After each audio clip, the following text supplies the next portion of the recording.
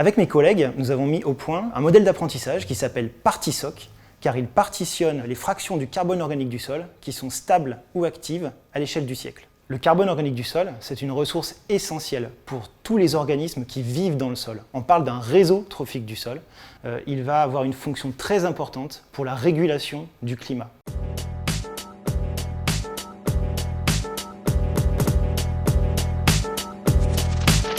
Les plantes viennent capter le CO2 atmosphérique et vont le faire rentrer dans le sol sous forme de matière organique. Et c'est cette matière organique qui est la ressource en énergie pour toute la vie du sol. En retour, les organismes du sol vont le respirer et vont donc le relarguer dans l'atmosphère. Un sol, pour être en bonne santé, doit avoir un niveau de carbone suffisant. En dessous d'un certain niveau de carbone, on peut avoir des problèmes, par exemple au niveau de la structure du sol. Un sol plus riche en carbone, c'est aussi évidemment un sol qui va pouvoir être une source d'énergie pour tous les micro-organismes du sol. Par ailleurs, la matière organique du sol, ce n'est pas composé que de carbone.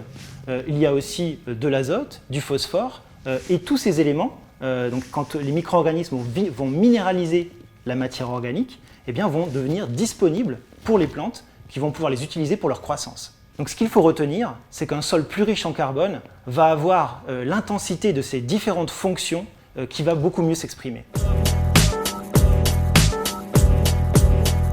Le carbone organique du sol, quand il arrive dans le sol, peut rester entre 1 heure, 1 année, 1 siècle, jusqu'à plusieurs millénaires.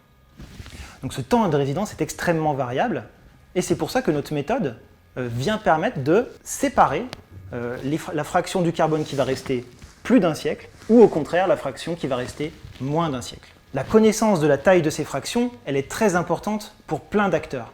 Connaître la taille de la fraction de carbone organique qui est active à l'échelle du siècle, pour un agriculteur par exemple, c'est connaître la ressource que toute la vie du sol va pouvoir utiliser pour vivre. Au contraire, s'intéresser à la fraction stable à l'échelle du siècle du carbone organique dans le sol, eh bien, c'est pouvoir s'assurer qu'une portion de la matière organique du sol est stockée durablement et ne retournera pas dans le siècle qui vient dans l'atmosphère. C'est là que notre méthode intervient. Connaître cette information, c'est crucial pour des questions de santé du sol et des questions de climat. Mais connaître cette information, ça peut avoir un certain coût. Notre méthode qu'on a mis au point se base sur une analyse thermique. Cette analyse thermique s'appelle l'analyse Roqueval.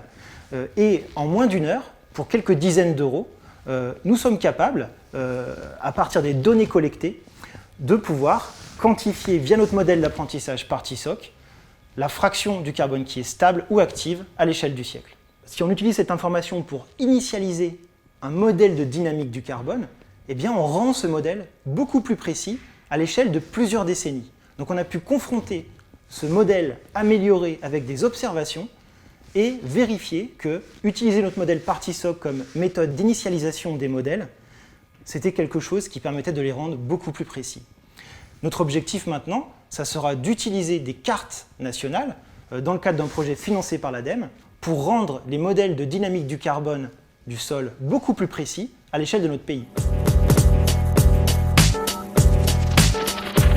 Notre modèle d'apprentissage PartiSoc, nous sommes en train de l'implémenter sur le réseau national de mesure de la qualité des sols, le RMQS. Ce réseau de mesure de qualité des sols, il s'agit d'une grille systématique. Tous les 16 par 16 km, il y a un point qui est échantillonné pour connaître la qualité des sols.